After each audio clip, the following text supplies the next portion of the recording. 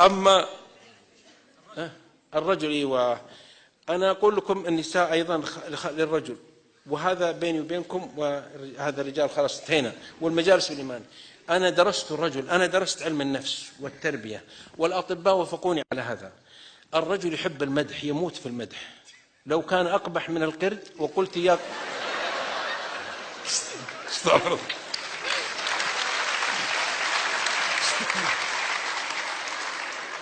شوف، الرجل مغرور في الغالب، يعني الرجل يحب المدح ومغرور ومعجب ويصدق.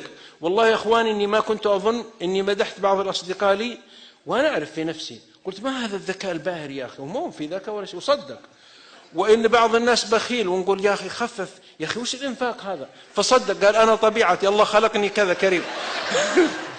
والله.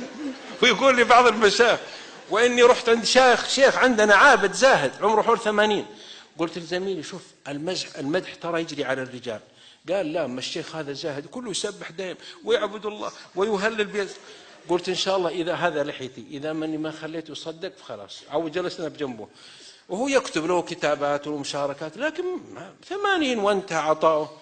قلت يا شيخ كيف حالك؟ قالوا وش حالي، ما عندك ناس ما عاد يعرفون الجهود، ترسل مقال لا ينشرون لك في الصحف ولا احد يقدرك ولا احد شيء. قلت يا شيخ انا بخبرك بالسر. قال قول الله يبارك فيك. قلت انت عندك اشكاليه. قال مش هو؟ قلت انت اتيت في غير عصرك. قال قلت انت رجل كبير وعصرك لا يليق. قال الله يجزاك بالخير، الله يحفظك، والله ما تروح حتى تعشى معنا. ورد غترته وبدأ يتكلم وينطلق. قلت يا شيخ أنا قرأت لك كتابات ليست عادية، ولا أدري ليست عادية، لكن ظلمك عصرك الذي تعيش فيه. وصدق. فالمقصود يا أخواتي إذا جاء الرجل فأول ما تستقبلون لو كان أشنع من وجه الذيب قولي ما شاء الله أنوارك بدت، والحقيقة جمالك يأسرني، ويصدق مسك، قال الله يعفى عنك، الله يرضى عنك. وحتى وقولي ما هذا المسك ولو كان عرقه يموت منه 3 من الجن.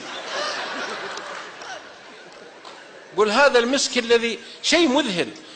وإذا جلس قلت حتى جلستك جلسة عظيم، يعني جلسة أسد، جلسة إنسان، يبدأ يبادلك الشعور، يقول الله يعفى عنك، والله أنت، والله رب الذي ساقك لي أنت امرأة من الجنة. هن الرجل يخدع بالمديح. أرجوكم يا اخواني حتى رسائل المسجات ارسلي لزوجك، اعطيه، كوني مسرفه، اعطيه، قولي يا صباح الخير، يا صباح الحب، صبحته عند المساء. اذا جاك بوجه الكالح المقطب الذي يخوف 10 من الجن فقولي صبحته عند المساء فقال لي ماذا الصباح وظن ذاك مزاحا فاجبته اشراق وجهك غرني حتى تبينت المساء صباحا.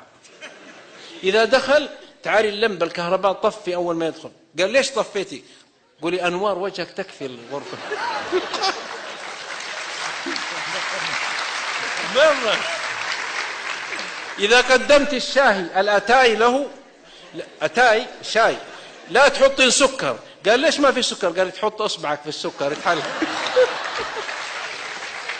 نعم صحيح.